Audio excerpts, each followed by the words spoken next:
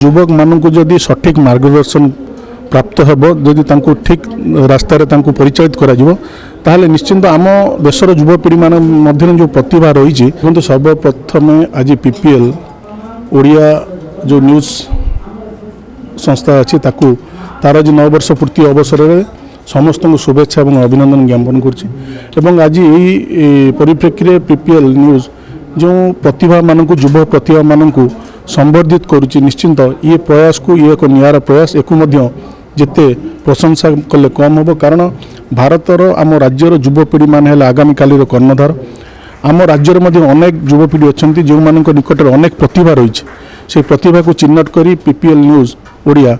आज एपरी एक मंच प्रदान करछि जहाद्वारा युवक माने उत्साहित हे युवक माने प्रेरणा पाइबा आउरी आगु बढ़िया एवं खाली सेतिक नुहे आउरी अनेक युवक मध्य ताहाकु देखि आगामी दिन में समाज हितर समाज पई निजको समर्पित करेंगे तेणु ये जो नियारा कार्यक्रम एक जिते प्रशंसा कले कम हम कारण युवपीढ़ी माने हेले आगामी कालीर भविष्य आम देशर कर्णधार निश्चिंत आम देश विश्वर एक सर्वबृहत्तम गणतांत्रिक राष्ट्र आ युवक मानक मध्य आम देशर युवक मानक मध्य अनेक प्रतिभा रही जदि यहीपरि मंच प्रदान करा जाए जदि सम्मानित करा जाए संवर्धित करा जाए निश्चिंत आम जो विकसित राज्य विकसित ओडिशा विकसित भारतर जो परिकल्पना करुँच ताहा निश्चिंत संभव हो पार तेणु एपरि एक नियारा कार्यक्रम जोगदेवा निश्चिंत मो पई सौभाग्यर विषय एवं विशेषकर पीपीएल ओडियार समस्त समस्त अनुष्ठान समस्त कर्मचारी मानक कृतज्ञता और साधुवाद ज्ञापन करुच्ची। युवपीढ़ी समाज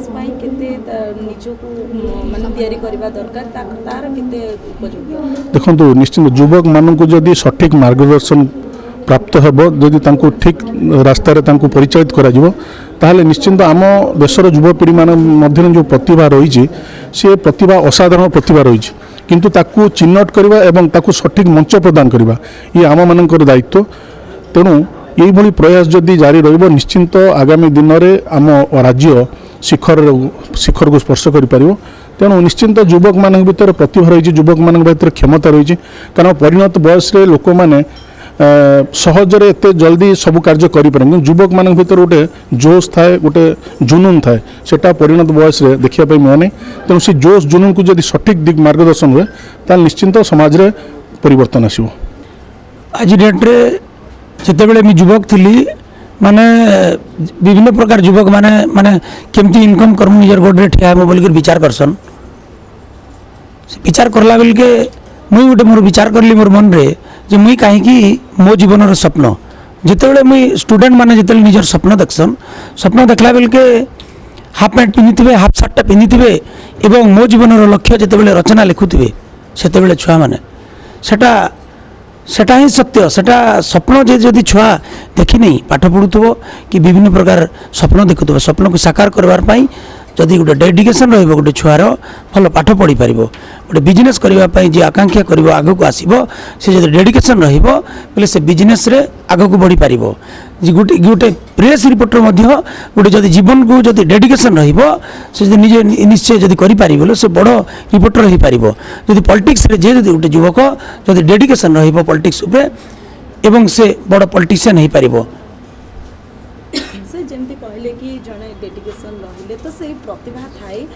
किसी व्यवसाय आरंभ करंतु कि किसी गोटे प्रतिभा को आगु को नियंतु किंतु तांको जेतेबेले गोटे सम्मानित करा जाए गोटे मंच रे सेतेबेले बहुत खुशी लागे युवपीढ़ी आगु बढ़े पीपीएल ओडिया भी 9 वर्ष पूर्ति उपलक्षे यूथ लीडरशिप अवार्ड करछि कोन कहले जेतेबेले पीपीएल ओडिया डिजिटल आपनकर जेतेबेले 9 वर्ष पूर्ति करिछि